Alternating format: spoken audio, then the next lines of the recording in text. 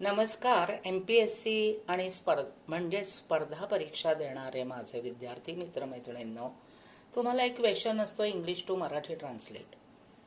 यामधला उतारा हा आपल्या वाळिंबे सरांच्या ग्रामर बुकमधनंच मी घेतलेला आहे.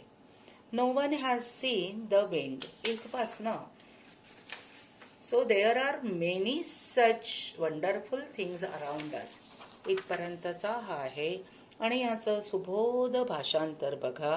वारा कुणी पाहिलेला नाही, ती एक चमत्कारिक अद्भुत अशी वस्तू आहे, पण तो सर्वत्र भरून राहिलेला आहे.